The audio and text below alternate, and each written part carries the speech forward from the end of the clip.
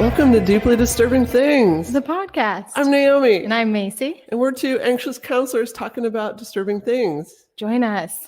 Dive in. And we're videoing ourselves in a new room again this time. Third podcast in a row. These are your green money chairs. These are the money chairs.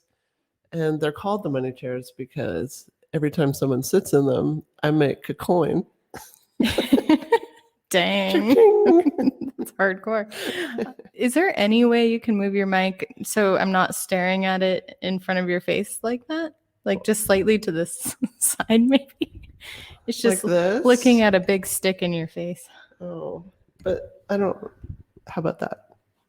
That's better. Like I can see your face now. Well, Kampai, we have some sake and we have some wine. We have a lot of things. Mm-hmm. And boy, do we have a good night ahead. Happy Thirsty Thursday. Thirsty Thursdays. Yeah, this was just for fun because I wanted to try a new sake. Oh, I have a new disturbing place to take you. Oh, God. Okay, great. But I'm not going to tell you because it needs to be a full kidnapping situation. Okay. All right. Just give me like 2 hours notice. Perfect. I'll just let you know what kind of shoes to wear. I just need to make sure I am like have pants on. That's all. Yeah. Or not. Or not.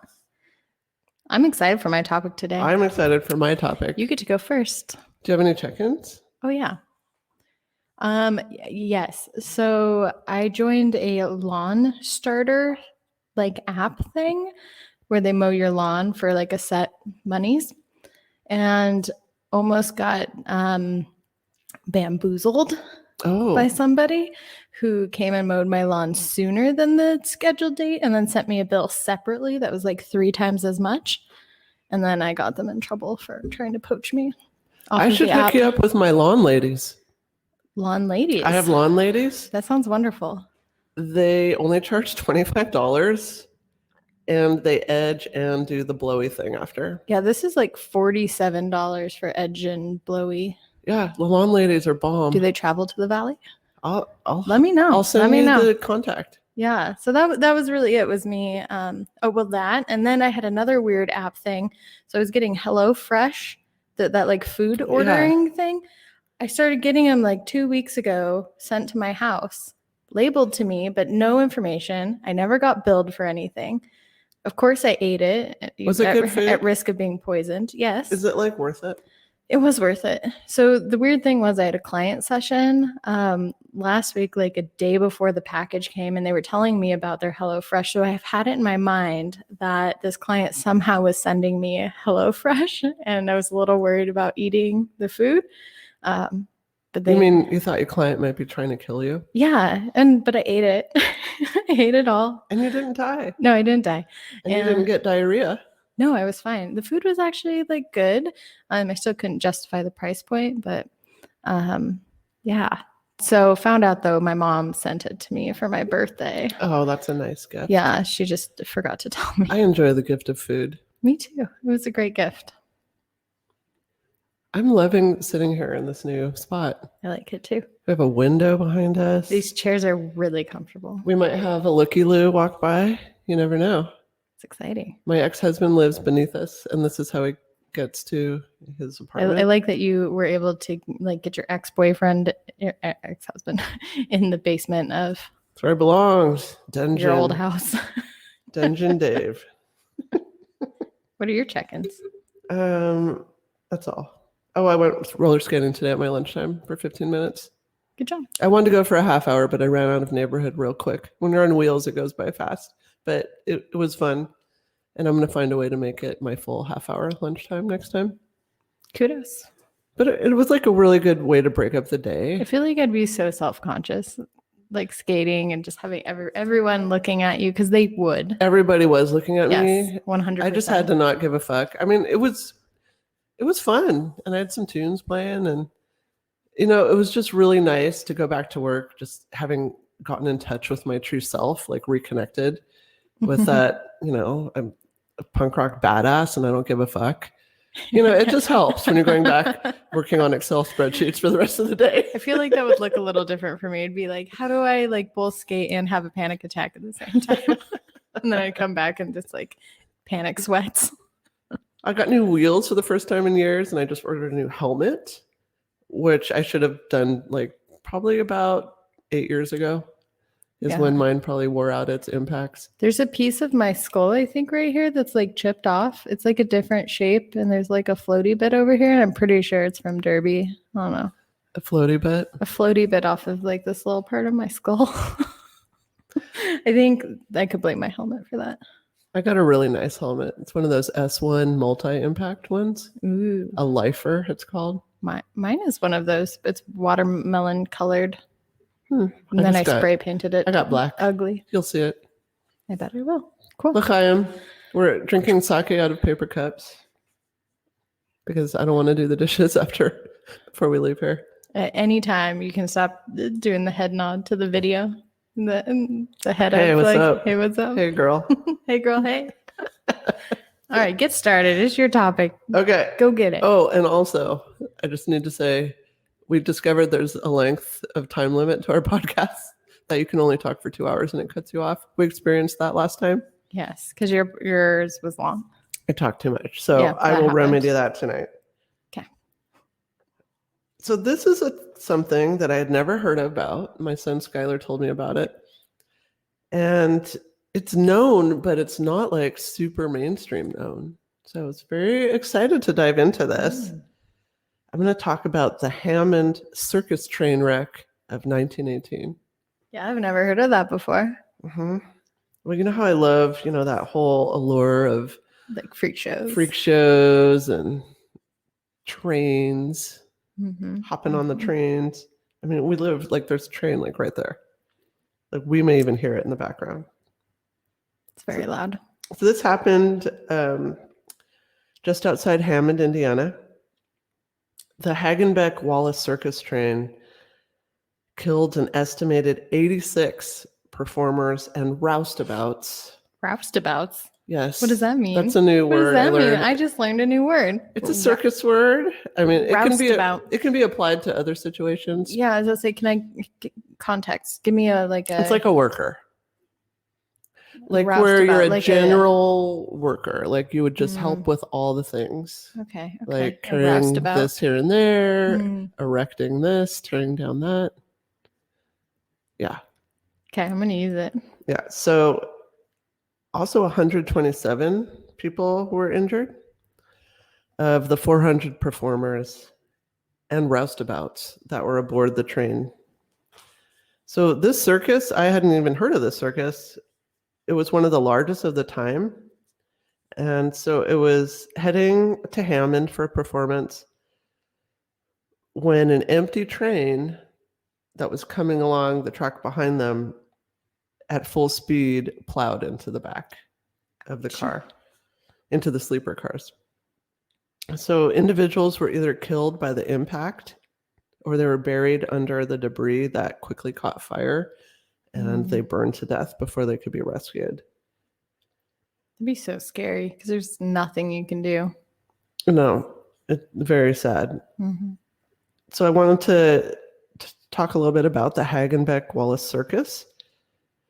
So this was owned by Benjamin E. Wallace, and it was a major rival of both the Ringling Brothers Circus and the Barnum and Bailey Circus, which you've probably heard of those, which those combined later and became the Ringling Brothers Barnum and Bailey Circus, which I saw a lot as a kid until I realized it was bad and you shouldn't go to circuses because they're mean to elephants. Very mean. But when you're a kid, you don't know. You just go to the circus. You have your pink, rectangle of popcorn. Pink rectangle? You never had those pink, like hard brick popcorn rectangles that you have to like gnaw a piece off? And I don't think your parents gave you real popcorn. no, you buy it at the thing. There's Was a it real treat, discounted? believe me. What made it hard? I don't know. I don't know the process. Is it just old? No, it just always tasted Why was like it that. pink? Artificial colors? Never seen this before. Okay, I'm going to find you a pink brick of popcorn.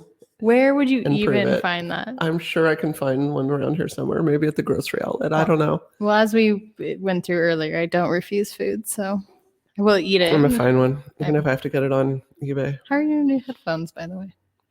I'm liking them. Good. It's more fun to have headphones than not when you're doing a podcast. It is. So this guy, Benjamin Wallace, he'd always wanted to own a circus.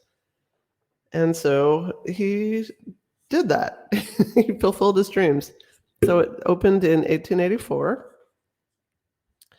And it was first performing on, they would travel by river boats and barges and showed along the Ohio and Mississippi rivers. So that'd be pretty cool to see, like circus animals and performers. River life, like a giraffe floating down Yes, exactly. the barge. I think that would be really dope. And so then eventually it combined with this other circus that was run by Carl Hagenbeck. He was an animal importer and trainer, and so then it became the Hagenbeck Wallace Circus. So I guess circuses combined a lot back then. So during the circus's years of operation, it suffered many tragedies.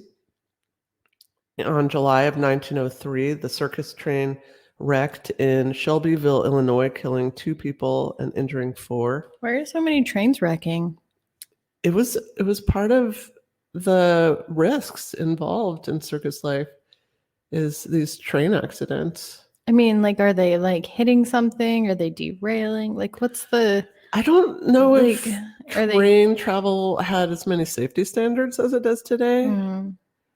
And maybe as a result of these, they kept like improving standards as they went. But trains were the primary way circuses traveled. And so train life and circus life were like integrally connected. And then just 2 weeks later, the circus trains again wrecked, and this time killed 35 and injured 121. And then there was the Great Easter Flood of 1913, which happened right outside Benjamin Wallace's house. So he purchased this big piece of land, and that's where the circus wintered. So in the off season, they would all live together. I mean, I'm imagining it's kind of like dorms and bunks and kind of like camp, like circus camp. But this was right above where the Wabash and Mississinaua rivers came together. And the waters rose so quickly that workers and animals were trapped in the winter quarters and couldn't get out. And it said that the hooved animals were released in hopes that they could find higher ground on their own, but that the elephants... No. I know. No. I know. Everything about elephants just makes me so sad. So sad. But the elephants stayed and tried to help their people because they're like loyal like that. What? Yeah. They wouldn't. So heartbreaking. They refused to leave their trainers. And so the elephants were beating on the walls of the house trying to get into the home. And ultimately, 5 courageous elephants perished. Hold the door. But 4 others survived, along with George the hippo and 9 polar bears. 11 people were killed in the flood. And the drowned elephants were skinned to make umbrella stands. Oh, well. Not sure how I feel about that. With love? I'm hoping it's with love. I'm hoping it's use the whole animal type of philosophy, but I don't know.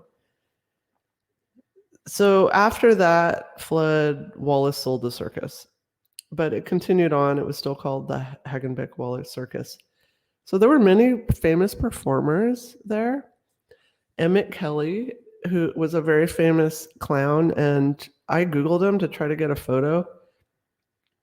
And there's so much art based on his image. So that's what he looked like. It's kind of that classic, like old-timey clown look. The sad clown. I will post these on our Facebook group, if you're a member. If you're not, join us on Facebook. Join us. And then also a young clown named Red Skeleton, who is another famous clown. And that's a picture of him. And I guess he had red hair. And that's why he was called Red Skeleton.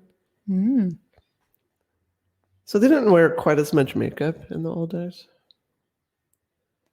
And here's a picture of the whole clown troupe from that circus, like a whole It's a group lot of of them. clowns. It's a lot of clowns. And that's like someone's nightmare right there. It is, or someone's dream, depending. I never have heard somebody say their dream is to be surrounded by clowns.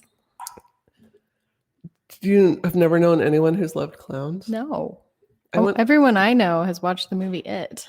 Okay, so I randomly went to a yard sale with my kids a few years back up in Hilliard, and it was an estate sale, and it was a clown lover, and the whole backyard was filled with clown things, clown pictures, little ceramic clowns, clown like stitchery doodles. Well, that's obviously where you go to die. We did purchase one clown wall art Of course you that did. still exists somewhere, and seems super haunted also. Haunted clown photos. So with circus life, you're a traveling city. So it was said that you're a city without a zip code. And so you just bring everything you need on the train from one city to the next. So you'd bring your own electrical power. They would have their own schools for the kiddies. They'd have their own, kitchens to make food, their own stores, laundry, and they'd even, have pastors to do the church services. For when they all died in train accidents. Oh, I guess that's coming. How do you keep the pastor from being a victim? Well, I mean, it's kind of like a family. So I'm sure if they didn't have a pastor, another circus would loan them one. It's very nice. So the term circus may be confused with carnival. So I learned the difference. They're different businesses and cultures. So a circus is an autonomous business owned by one individual or corporation. And a carnival consists of a whole bunch of independent concessionaires and ride owners who may book onto many different shows during a season. Were you inspired for this topic because of our Carnival graveyard trip? our carnival graveyard? Well, that's how it came up. Oh, Because I okay, was okay. telling my son that we went to a carnival graveyard, and then he said, "That's not a carnival graveyard. Let me tell you about a carnival graveyard." Oh, he got deep real quick. And that's where this came He's from. so dark. That's where this came from. Yeah. It's like, tell me. I'm like, what? I go, that's not true. And I looked it up, like, oh, it is true. Podcast topic. So in a carnival, there's all those mechanical rides and things like that. In a circus, there's those tents, there's the trapeze artists, the lions, tigers, and clowns. So that's the main difference. So in the years past, circuses, and then today they're still traveling circuses. I was interested to find out. They move every day. So that's 7 towns a week, 2 performances a day. From the opening in spring until the close in late fall, there are usually no days off. So you'll rarely hear about a show person taking a sick day. And so the show must go on is like really... Well, Yeah, because a that's true our adage. day-to-day life. Mm-hmm. And I learned that Ringling Brothers and Barnum That's and it. Bailey closed in 2017. That's a link with your Tiger King. No off days. Connections everywhere. So there are still traveling circuses in the US and around the world, and some of these have animal acts and others do not. Oh my gosh, that was so loud. Now let's get into the crash. So this occurred June 22nd, 1918 at about 4 a.m. The circus had just completed 2 performances in Michigan City, Indiana, and was traveling overnight the 45 miles to Hammond. The first train, which was carrying workers and many of the circus animals, went on to the destination. There was no problem. And so there was all these ads in Hammond, all these posters that the circus is coming to town. And the circus had gone to this town many times before. So 4 years in the past, 1907, 1910, 1912, 1914. So this was a big circus of its time. and it was carried on 3 trains. It had over 22 tents and 1,000 employees. And so this was a big circus, so the town was looking forward to it. So earlier, 4 a.m., when the train was heading there, the train had to stop because it had an overheated wheel bearing box. And I guess if you didn't fix that, the train could catch on fire or a fire could start. And so it was a common problem, but you had to like stop and address it. So the train pulled over to a side track, but the train was really long. And so a segment of the train that had the 4 sleeper cars was still on the main track. So they followed all the protocols. They put up red lights along to alert oncoming trains that the train was stopped. And they had like different stop signals set back down the line. But then this train, as I mentioned, was carrying 20 empty Pullman cars that had just delivered soldiers set for deployment to the war front in Europe. And it was coming at full speed. And it was piloted by engineer Alonzo Sargent. And he'd been previously fired for falling asleep on the job. So he was tired. He hadn't slept for 24 hours. And he fell asleep and didn't see the red lights or the stop signals. And so a circus train worker that was waiting further down the rail started waving his lantern frantically, trying to get the driver's attention, and even just ended up throwing the lantern at the train because it wasn't slowing down. And he was yelling and screaming and panicking as he would. So this oncoming train was going between 25 and 60 miles an hour. They're not exactly sure. And this train was carrying cars made of steel. Ooh, those don't. And it plowed into the back of the circus train, which was made of wood. And so the circus train just got splintered. So all these circus performers and roustabouts, they're in there sleeping in their like bunks. It would have just collapsed. Yeah, and so the sound of the collision was so loud that nearby farmers woke up and they all rushed to see what happened. And so all the sleeping cars had like telescoped in on each other before the train finally came to a stop. And then if that wasn't bad enough, then a fire broke out because the train used kerosene lanterns as their light inside the train. And so you have a wooden train and now you have these kerosene lanterns starting a fire. So the fire just went really fast. So it started immediately. You probably couldn't even pull anybody out. So Henry Miller, the assistant light manager, was among the survivors thrown from the wreckage, and he only had minor injuries. And he said, "I was in the last coach next to the caboose and was asleep when we were hit. I woke to the sound of splintering wood. Then there was another crash and another and another. The train buckled on itself. It parted in the center as clean as though it had been sliced with a giant knife." So that steel train just split everything. Did a Titanic. So then survivors of the crash, they're trapped under the wreckage. They can't get out, and they couldn't escape the flames. So an estimated 86 people died in this accident. There were conflicting reports of whether any animals were killed. One report I read said 1 elephant and 2 camels. A lot of other reports said no animals had been killed in the crash. And that's something I find very interesting when I do my research, because I always try to look at different sources and they will say completely different information. So I don't know. Animals may have been killed, maybe not. So among the dead were Arthur Dierchix and Max Nietzborn of the Great Dirks Brothers, which was a strongman act, and Jenny Ward Todd of the Flying Ward. So those were probably like the acrobats. Not trapeze. Trapezers, yes, exactly. Oh, I need some more sake. Do you? Yeah, let's do that. I'll fill this up here. You're always supposed to fill the other person first for luck.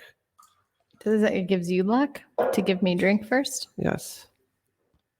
I'm going to pour. Unless I'm a selfish bastard. That leads to no good in life.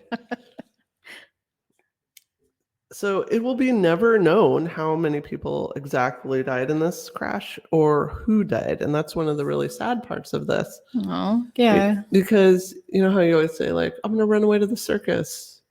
Like, that was a real thing. Wait, you said, you know how you always... You know how I you didn't. always say that? I didn't always say that, but did you say that? I thought about it. I feel like you would have. I thought about it. There was circus camp. I looked it up. Wait, there was circus camp? Yeah. I never got to go to circus camp. No, I didn't get to go, but I No. looked it up and thought about it. I bet you did. So that was real, though. People really would, like, that was an option in life. Maybe if traditional paths weren't interesting or available to you, you could just drop everything and join the circus. And, you know, you didn't have to necessarily have your same identity that you did, or maybe It's like roller derby. nobody even knew it. Yeah, you'd be just womb punch. Oh. I don't know what that would look like on a stage. So people's names may have not have been known, and there also may not have been any family to report them missing. So if they left on bad terms, nobody's going to miss them, Yeah. sadly. So this Hagenbeck Wallace Circus only missed one performance.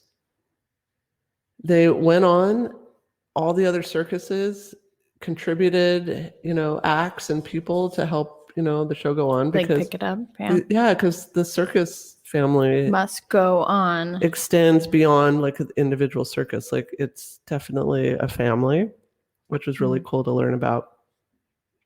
And then the act included many of the same performers who had just been in the crash 3 days before. Wow.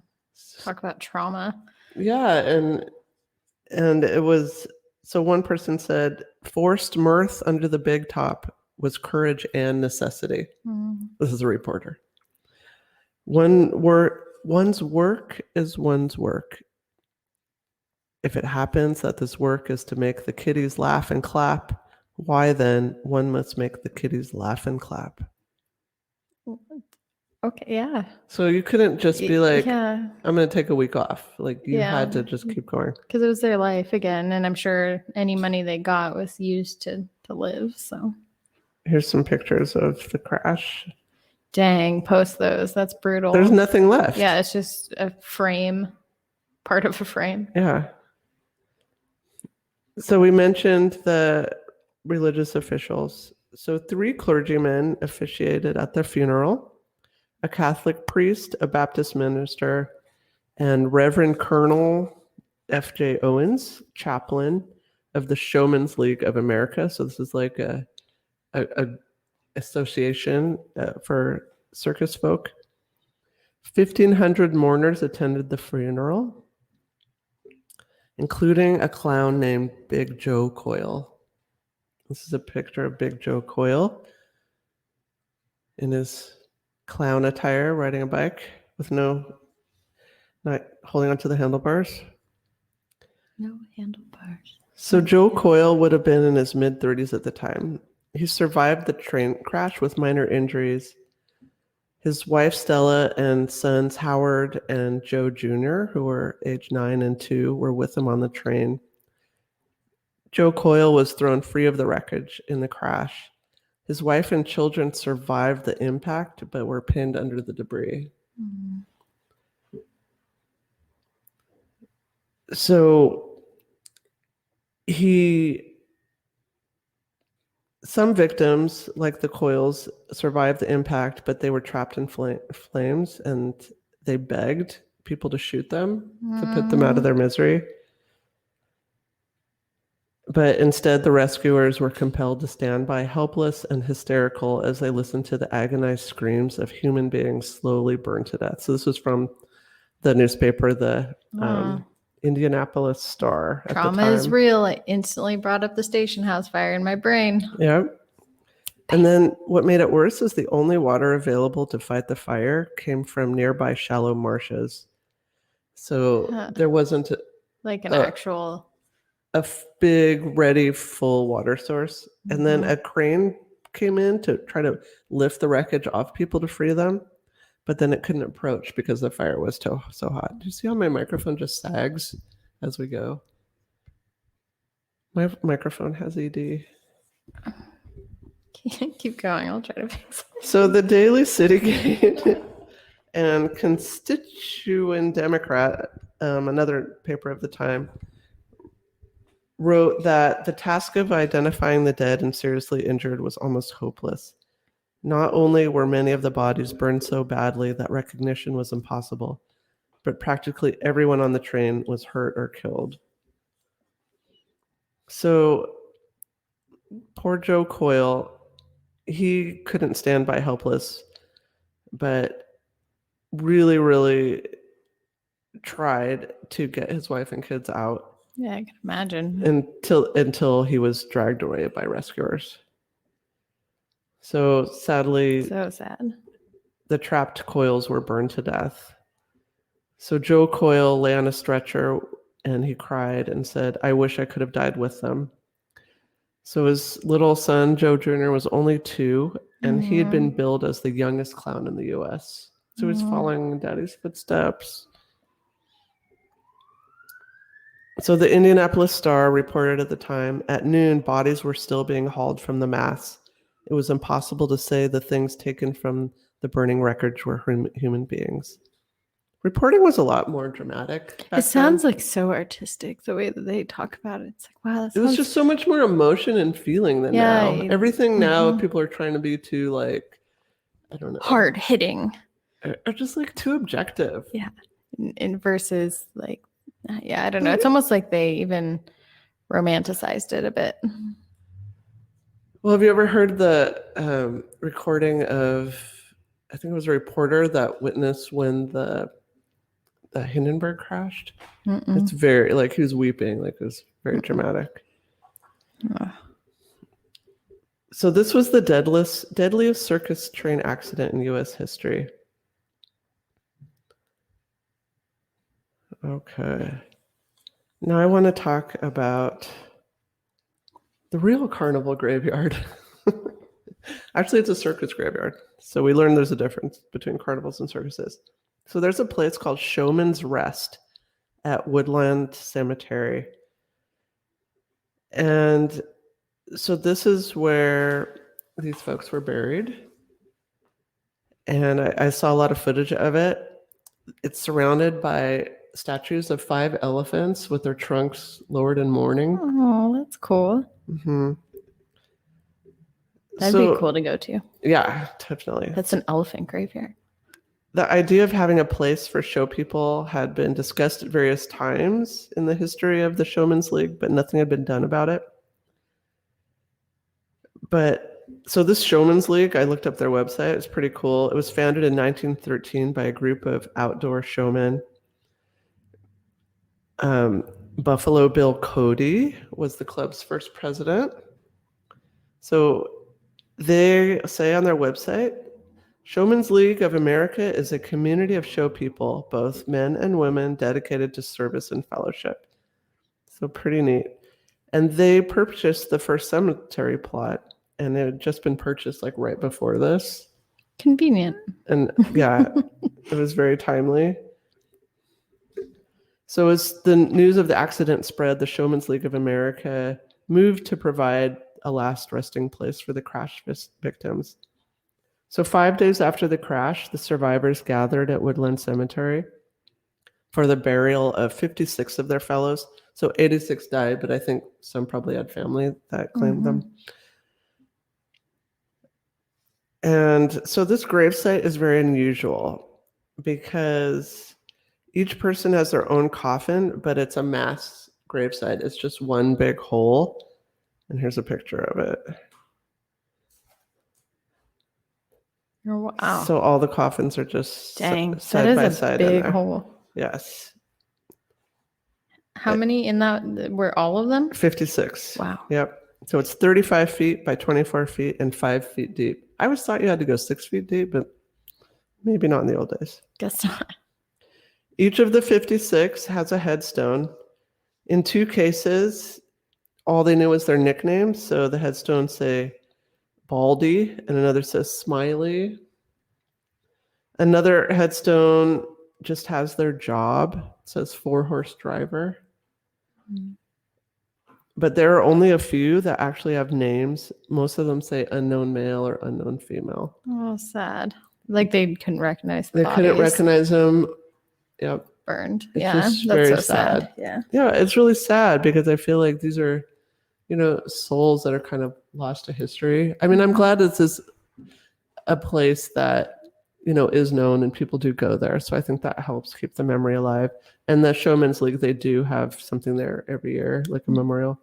So that's a picture of the headstone. See, they just say like unknown male, unknown female. Mhm. And they all have the same date, which is kind of creepy. Very eerie. Yeah. Yeah, this one says 4-horse driver.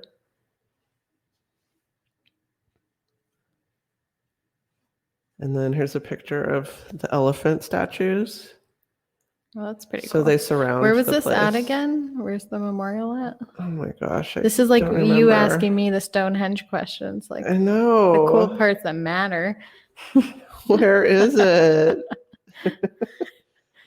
You just let me know when you figure that out.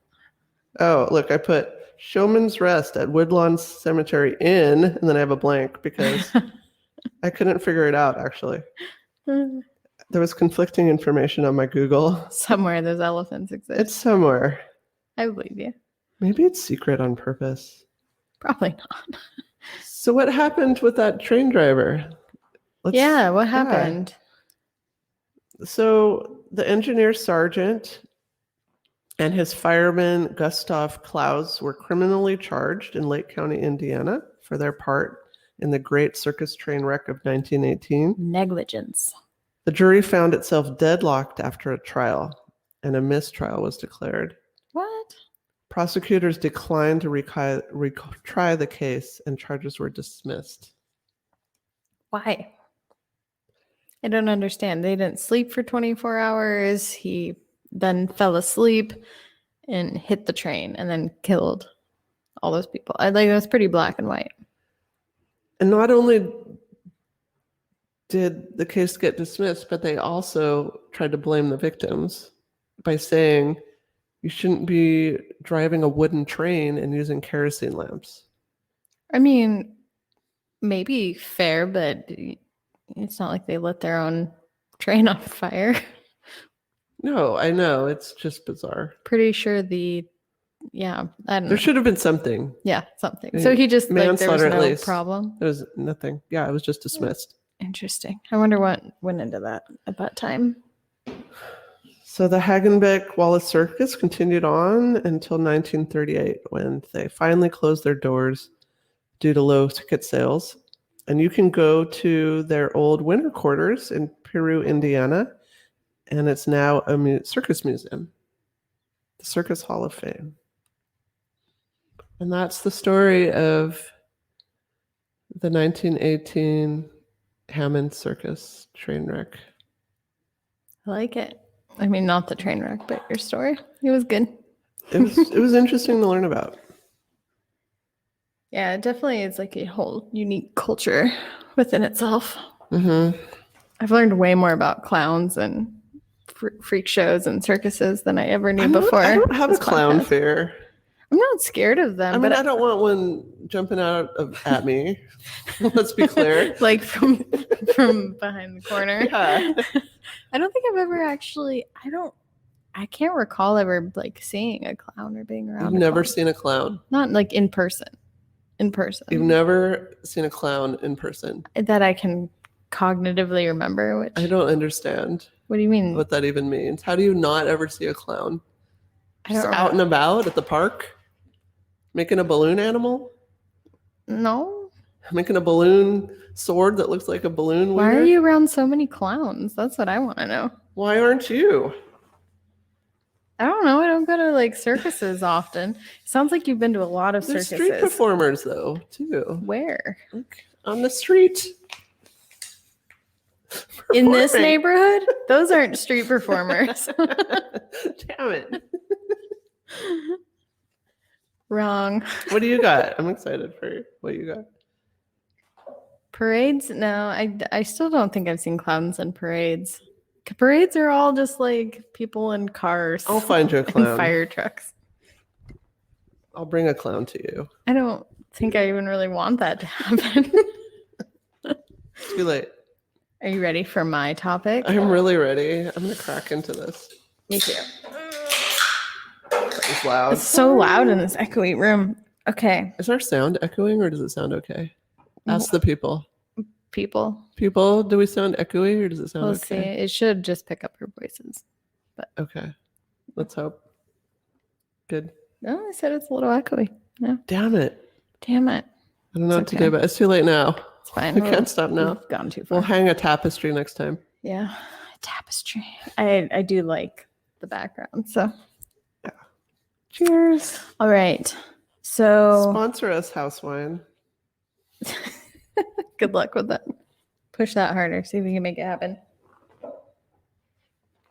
My dad said we went to a circus when I was a baby. So that is actually verifying the fact that I did not go as an young adult. I know, but you don't even have to go. The clowns come to you. What does that mean? They don't. They do. They don't. They shouldn't. Most of my clown encounters were not consensual. That's where it's not okay. And you should be scared. This is taking a turn. This is revealing a lot about you right now. All right. I'm going to do kind of a rags to riches story / back to rags. Oh. Yeah. Here we go. Okay. All right. It started with money, as it often does in New York. A crisp $100 bill sliding across the counter at a concierge desk at the 11 Howard. This is a sleek new hotel in the Soho district in New York. Looking up, the concierge, 25 years old, her name is, she goes by Neff, was surprised to see the cash came from a young woman around her age. She had a heart-shaped face, pouty lips, red hair, her eyes, and these chunky, designer glasses. Said she looked European, and she just said, "I'm looking for the best food in Soho." So that's how the story starts. Okay. She says, "What's your name?" The girl says that she is Anna Delby, basically alluding that she is an heiress somewhere from Germany. There's a lot of people going by. It's a lot of motorcycles. It might be the FBC. What? The full moon clowns? Full moon bike club. I bet somebody's dressed as a fucking clown. I'm not even kidding. What's the full moon bike club?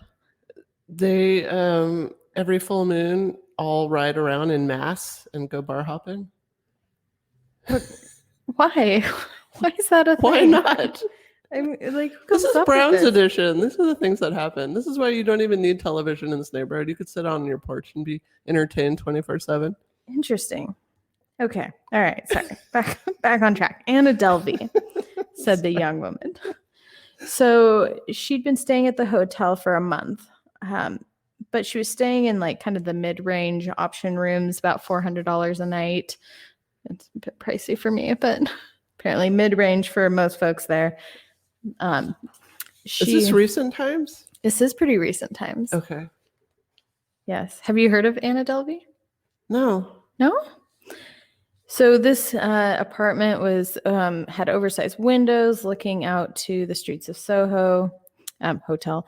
And she says, "Thanks, I'll see you around." That turned out to be a promise. She ended up showing up over the next few weeks. She'd stop by Neff's little concierge desk asking for advice, but it was really clear she already knew all the hot spots. She knew all the names.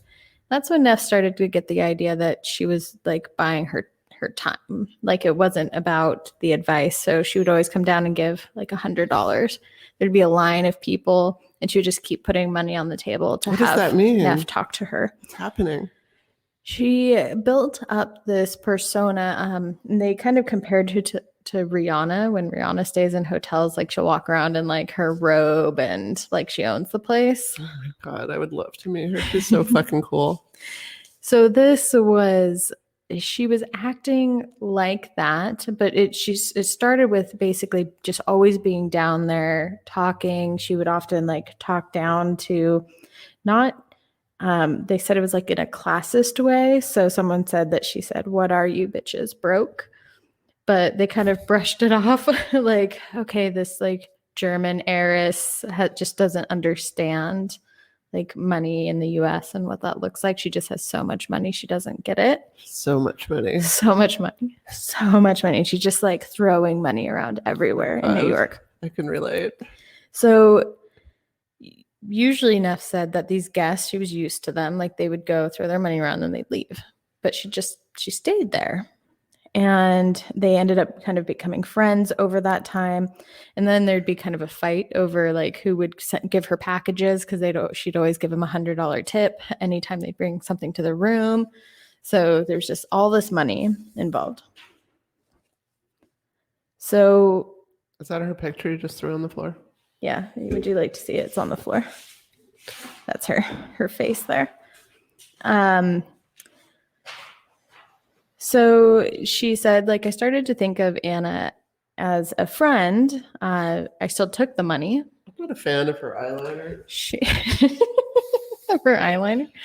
I mean, this eyeliner look was so cool when I was like 14. Well, and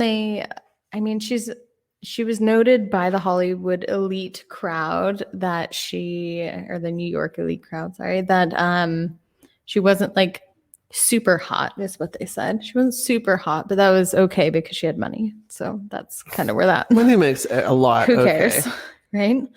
Who can blame Neff for taking the money and still trying to be her friend? And this was actually in Manhattan money. You need money to live there.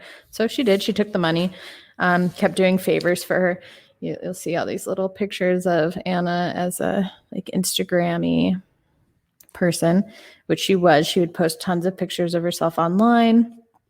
She said she gave money to everybody. Uber drivers, $100 cash. Meals, like you couldn't even pull out a credit card to pay for something. She would always like stop you and pay for it. So they said that like the way Anna spent money, it was like she couldn't get rid of it fast enough. Her room was overflowing with shopping bags. She would invite Neff to get foot massages, manicures. She would just pay for all this stuff. Sounds pretty perfect, right?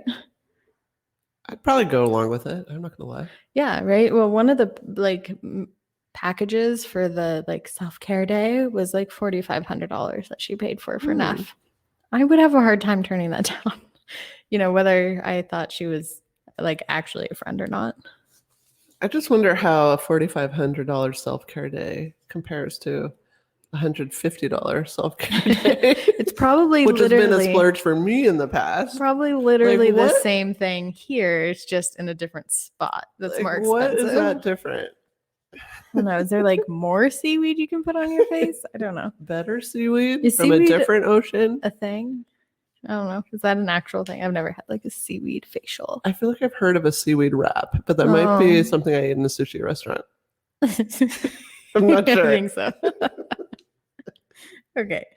So Neff actually had a boyfriend at the time. She and Anna had a really hard time with this boyfriend. She kept kind of feeding her bits of information like you don't need him, and she wanted her to dump him because she would pay for the movie film that he was supposedly going to pay for. I don't know. There was a lot of money involved in why they were dating. They did end up breaking up though, because of a lot of different reasons, but ultimately. Do people see how she throws her papers around? I do. Guess who has to clean those up later? I clean them up sometimes. I've been better about it. Anna knew everybody. At night, she'd take to hosting large dinners attended by CEOs, artists, athletes, even celebrities. One night, Neff found herself seated next to her childhood idol, Macaulay Culkin. What? Right. That was not the name I thought you were going to say.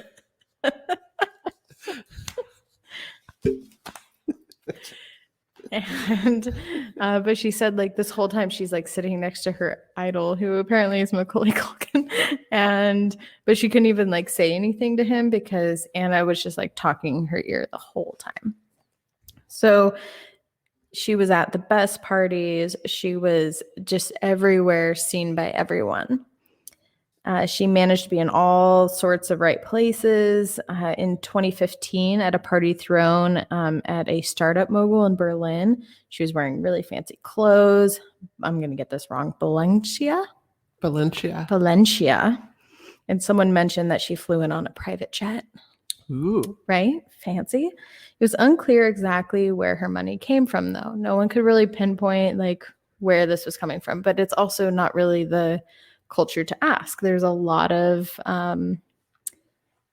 Trust fund babies, in that world where you maybe have a lot of really close friends but don't know really anything about them.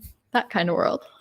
Yeah. Do you have any of those friends? I don't have Is any it me? trust fund baby friends. It's not me. It's definitely not me. So Anna was everywhere too. She managed to get in with this Beijing museum, and she proposed to go to Venice with the owner of this Beijing museum.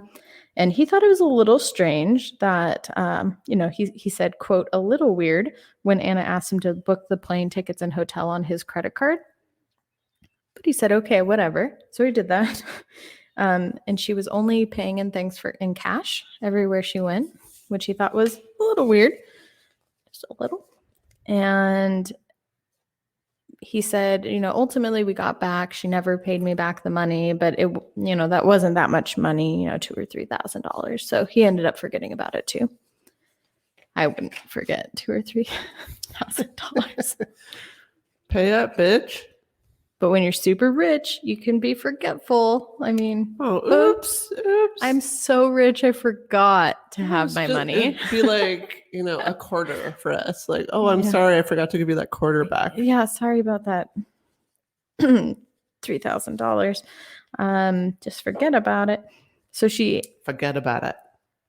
Yeah, I mean, and maybe that's why it was so not noticed, because it's so odd for a wealthy person to say have a taxi put on their friend's credit card. Those little things don't add up when you have money. They just normally pay it, but these little things were starting to happen more and more. So in January of that 2015, are we getting to the rags part of the story? Soon-ish, Anna hired a PR firm to put together a birthday party at her favorite restaurant in Soho. Very cool. A lot of successful people were there. She began to just kind of bounce around the globe after that point, traveling with people, spending tons of money. James Cordoso, one of the owners of the Surf Lodge in Montauk, said, I thought she had family money. Delby's father was a diplomat from Russia, said another person. Another insisted he was an oil industry titan. As far as I knew, someone else said her family was the Delby family and they were big in antiques in Germany. Another person said that her dad was a millionaire tech CEO. So all these different stories that are all very different. Changing your story up means you're a liar. So she then wanted to start a foundation that was actually going to be a nightclub. But she wanted to call it the Anna Delby Foundation, which makes it sound like a nonprofit. It does. It makes it sound like some kind of charity. But she wanted it to be like a art club sort of thing. Okay. Like that, yeah. Yeah. So she started pursuing this lease to get a building. And this is where I'd kind of say where Anna's riches start to turn to rags, because she reaches out and starts trying to secure loans for this $25 million building. Do you see it's getting really windy outside? Yeah, it is kind of. It was windy storm. It was windy in the valley today. Earlier. So Anna. Hopefully we won't lose power. Oh, if we disappear, that's what happened. And not that we hit our time limit. That was kind of embarrassing. Especially because you kept talking. We're just cut off. I guess we're done. So Anna described her vision of this place of her foundation. It was going to have 3 restaurants in it, a juice bar, and a German bakery. Ooh. And apparently she kept trying to sell the some schnitzel realty firm that she was very prominent in Germany, and her dad was going to fund this big project for her. But it needed capital, so 25 million on top of the existing 25 million.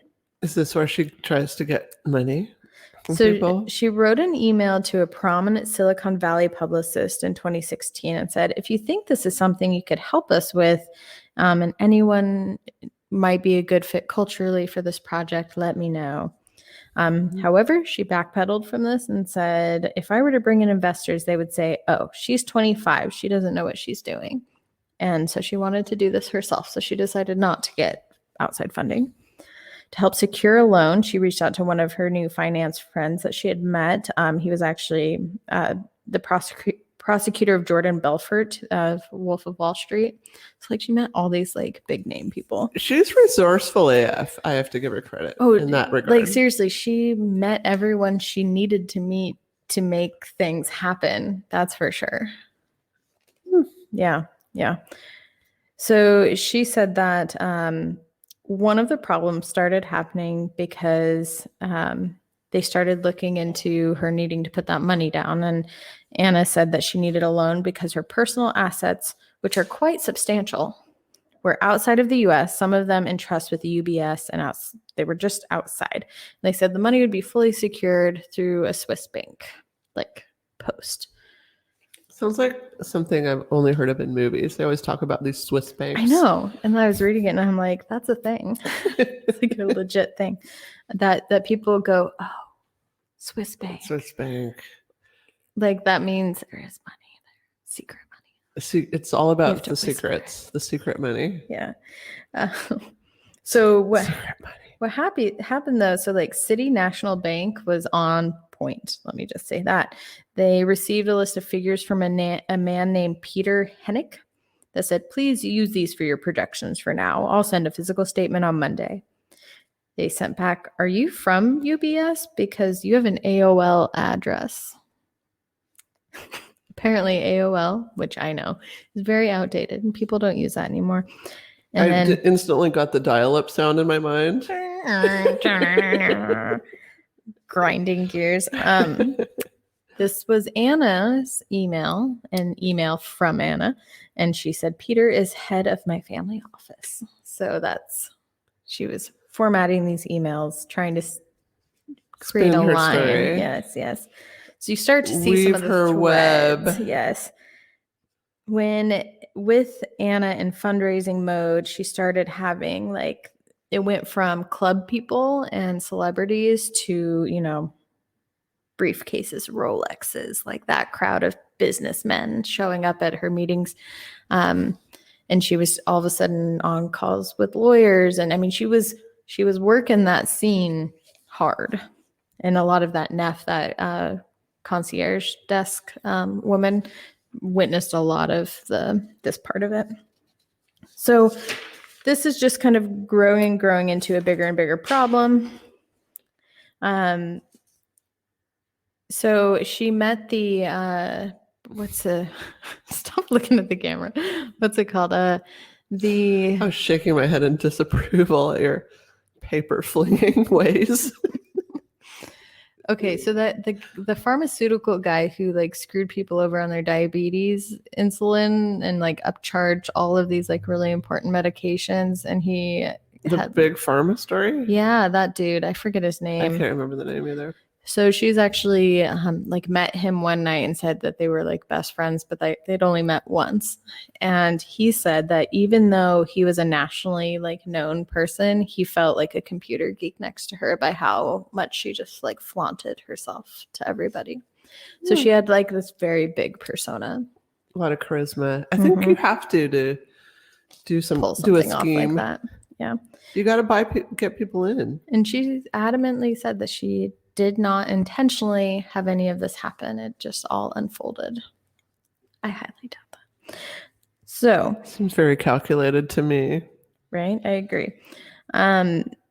So all of a sudden, there started becoming confusion because the guy who owned the building, Anna, said that that she was like in the process of getting the building, and this guy shows up to her hotel and talks to Neff and says, well, if she's securing this building, why is she staying in such a low room here? Because my dad owns this hotel. Why wouldn't she be staying in a suite? Like my dad would have her like up top if she was this big to-do person. Good question. Right? It was like this good, like, ooh, okay, but this is how good she is. This is what she says back. She says, so Neff comes to her and decides to bring this up. She says, you ever have someone you do who does so many favors for you that you just kind of want to pay them back in silence? Neff said, that was genius. Like, because it shut her up. She went, oh, yeah. Like, so you try not to take more because they've done so much for you. Because she's so humble. She's so humble. Even though, like, her attitude from what everyone said, she was not a humble person. Like, please and thank yous weren't her thing at all. So she kind of slid off of that, continued for a bit more. Here's a picture of her at a after party in 2014 there. You can see her face. So Neff's manager called to ask and address a delicate issue. It seemed that this hotel that she's staying at hadn't received any credit card on file for her to charge. Because the hotel was so new when she first arrived, they never took the card, and she said that they were going to get a wire transfer, and that just never happened. Oh my God. Guess how much money is? Oh no. What does she owe? $30,000. $30,000. Why would they let that get to that level? Because she was throwing cash money around. So everyone, and I think this was a thing with everybody that I've read in this, is like they just shrug it off because she clearly had money. I want to know exactly how much cash money she actually flung around. She did fling a lot around, and she did that because she cashed fraudulent checks within her own bank account. And got some cash to fling. So she received fraudulent money, flung the cash, but never had the credit in order to have cards or things like that. So I'm just wondering, $30,000. if I was going to pull this scam, yeah, how much cash I would need to secure to fling. Yeah, I think, I'm trying to think here. Gosh, I don't even know how much she originally had, at least to start. So she had to pay that $30,000 for her room. Neff was really confused at this point because they were friends, and now her friend is like, oh, it's this big bill. So she was sure that Anna was good for the money. That same day, she had just spent like money and had paid her back like triple the amount that she had owed her. So she's like seeing her again, still spending money. So she just brushes it off, which seems silly. So when she was addressed by the hotel people, she started crying. She said, I told them the money would be there soon. I'm having it transferred. Big tear show. The trainer, her personal trainer, said, I feel like you're in a little over your head. Maybe you need to take a break. But then something miraculous happens. Oh. Citibank sent Howard, the hotel, a wire transfer for Miss Anna Delby for $30,000. Neff called Anna on her cell phone and said, where are you at? They paid the money, and Anna just shrugged it off and said, look what I got for you. And she shows her Neff a shirt that she bought her for like $200. And like it was all of a sudden like it was not a thing. The bank paid it, not a problem anymore. So a few weeks later, Anna goes to see Warren Buffett, apparently. She got a personal meeting with Warren Buffett. Okay. And she was very proud of that. She said she'll be back. But another problem happened. Despite repeatedly being asked by a hotel manager that they still needed a working credit card, because that was only for the past money owed, not future money owed. Her charges continued. The hotel said, if you don't give us the card, we're going to lock you out. She said they can't do that. But guess what? They did. They locked her out. And she, on the phone, again, just sounded very little upset about it. Like, they can't do that. And then talked about her visit and how she met Bill Gates. So That's was her She biggest got thing. to meet Bill Gates too. Yep. So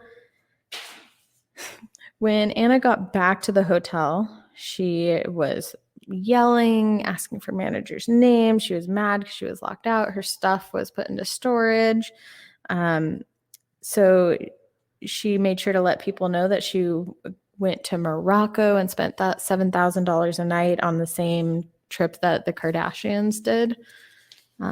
Apparently that's a thing. Morocco. So she's just flaunting the money. She tries to get her friend Neff to quit her job and said that she'll pay her money just to Did she have one of those guns that shoots didn't. dollar bills? That'd be fun. Have you seen those? No. I know, like, I thought of the t-shirt launcher, but that's different. Yeah, I mean, if you're a real baller, you can get one of these guns that shoots dollar bills. That sounds pretty sweet. I like it. Like, do they come out as like a single? Like make it rain. Like, I like it. So, okay. Then she shows up back, calls her personal trainer and says, "Can I stay at your house?" And oh no. I know, and her personal boundary crossing. I know, and her personal trainer was on a date, felt uncomfortable, eventually ended up folding and let her crash on the couch while she had her like boyfriend like hiding in a closet and had to like sneak him out. I don't know, this weird thing. And so she stayed there, and she was actually really hard to get rid of. She like rooted down. You have to be careful who you invite in. Her front desk guy, the owner, the trainer lady said, like, "I want you to tell me when she leaves because I don't want to interact with her. I want her to leave so I can go back in and lock my doors." And she just like rooted in there and was like, "Well, I'm not leaving until she comes back." And she had to wait like a very long time for her to finally leave before she got to go back home. People, be careful who you invite in. Yes, they may never leave, like a vampire. Like a vampire. So she finally just basically gives up on her stuff. Her troubles are getting worse and worse. All of a sudden, she went to a dinner with her friends and she tries to pay for the meal. Her card declines. And so she gives them a handwritten piece of paper with 12 different card numbers written on it. And the guy goes back there and sits and tries to manually enter these 12 different card numbers written on a piece of paper. None of them worked. Were they just random numbers she came up with? I have no idea. Or they were fraudulent. Who knows? But none of them went through. And then her friends ended up having to pick up the bill. So things are getting a little more obvious that it's not working anymore. So this continued on, and I'm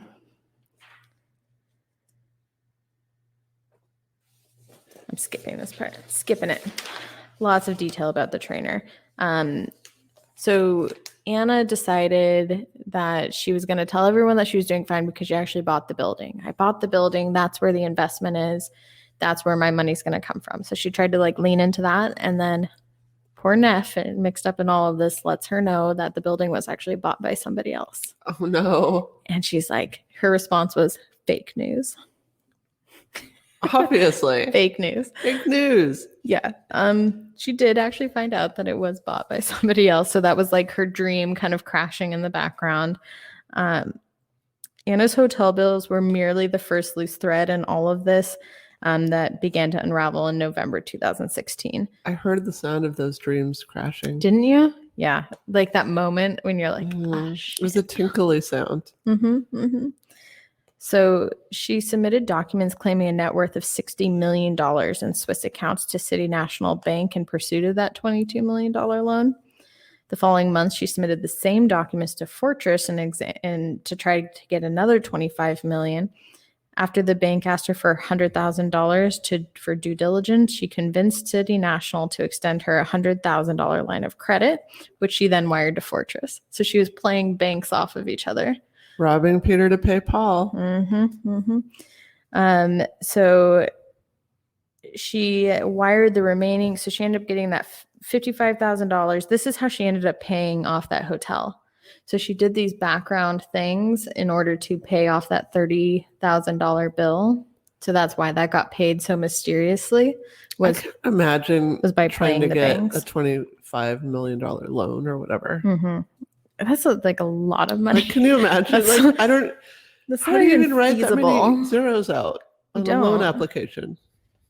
And do you just write mill? Just, yeah. Monies.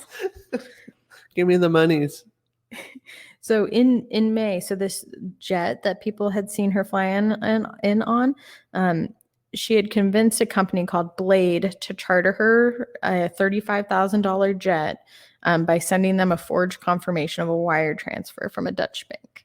So again, like all these things she did were all fake. Or well, but it takes a lot of ingenuity. Like, yes. I wouldn't even know how to like start that process. Are you asking? I don't know how to open a Swiss bank account. I don't know either. So she did end up getting arrested. Oh. She kept, because she started going from hotel to hotel, and that just kept happening. And then finally she had police waiting for her, and she tried to brush it off as not a big deal. But she said that this is about jail. This place isn't bad at all, actually. People seem to think it's horrible, but I see it as like this sociological experiment. 3 hots and a cot? I mean, it can be an improvement for some. Mm-hmm. She made friends in there, and she said that the murders were the most entertaining to her. And she said that there are a couple of girls who were in there for financial crimes. And she said, this one girl, she's been stealing other people's identities. I didn't realize it was so easy. So over the course of 3 months, Anna was visited. Did she go to regular prison, or did she go to She went to white collar prison? I mean, I think she went to regular prison. Murders. Yeah. I mean, she has white collar crime. It seems like she'd go to the Martha Stewart type of prison. Yeah, but she didn't actually have money. She kept saying. But she didn't like murk someone. I mean, it wasn't like that kind of crime. No, but she took money from a lot of people that wanted their money back. I don't know. But she kept saying, like, let me out of jail and I'll get the bail money. And they were so worried that she would find a way to get bail money, even though it wouldn't be legitimately, that they wouldn't release her on bail because of that. Would this be a good time to say that I really like Martha Stewart? Sure. Do you want to speak that platform? Go for it. I just think she's cool as fuck. I've only seen her recently on that, what is that channel? VH1? Spike? No. Spike. That's not it. Ooh, that sounds so aggressive. I don't know. Where she was cooking, doing a cooking show with Snoop Dogg. That was VH1. VH1? Was it VH1? Yeah, that was a really good show. Yeah. I'm sad they stopped it. So, yeah. I mean, so she was in prison. But she would even have things like where she wouldn't come out to go into the courtroom until like her hair and makeup were perfect, because she knew she was going to be photographed. So she was very aware of like her public image. She said that she was upset that people characterized her as a wannabe socialite. She said she was never trying to be a socialite. She said, I had dinners, but they were work dinners. I wanted to be taken seriously. If I really wanted the money, I would have better and faster ways to get some. Resilience is hard to come by, but not capital. What year was all this? When she was like in her heyday? Well, it was like 2015 was probably 2015, 2016, and 2017, I think, is when she got arrested. Does this look? I mean, I'm not trying to be mean. but go ahead. But this is not, I mean, look at that hair and makeup. This isn't like at the level where I would think she needs to be overly concerned about maintaining that. No. Like, I don't think this takes any special. But I think she had to keep up the whole image, not just her physical appearance, but like that because everything, she just looks so confident and calm. Like she's made to be there. So she said that this doesn't take a team, is what I'm saying. She said she thought she had a great team around her. She was having fun. She said she might have done a few things wrong, but that doesn't diminish the 100 things that she did right. What did she do right? I mean, she spent a few years getting to like rub elbows with rich and famous people. Oh, I thought you meant like how she gave back somehow to society. Oh, no. Oh. No. So she said, I was like, let's hear that part of the story. This probably wasn't reported on enough. money, like she said, money, like there's an unlimited amount of capital in the world, you know, but there's limited amounts of people who are talented. And she's one of the talented? No, or- she's one of the people that could get capital because it's so hard to be talented. Oh. You can get the money is her point. Like you can find the money But if did you don't she, have though? talent. Did she actually ever find the money? She spent a lot of it. She had to go to jail. She did pay back, so she ended up paying back all the money that she owed to everywhere because Netflix somebody You'll paid never her know money. because I just how threw could my you ever find it on the floor? I just threw it down on the floor.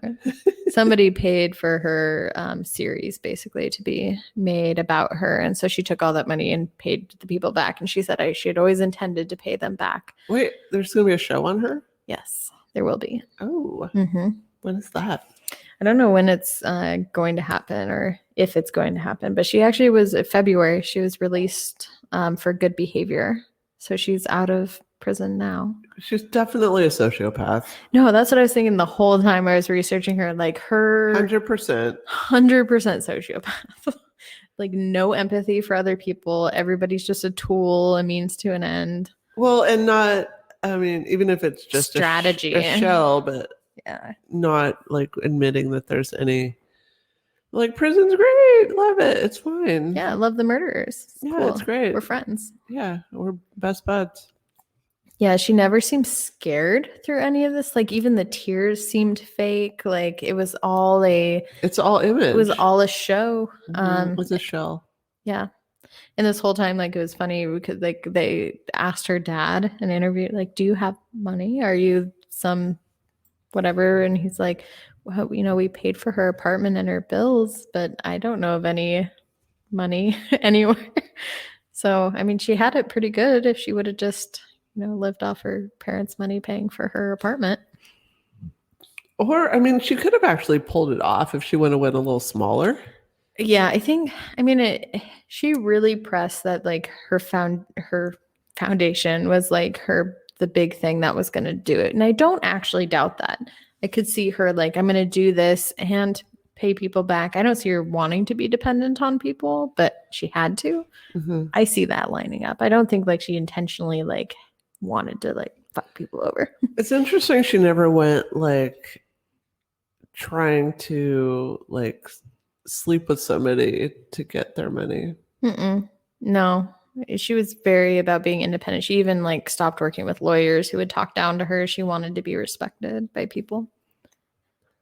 Well, that's kind of cool. Yeah, you know, I guess.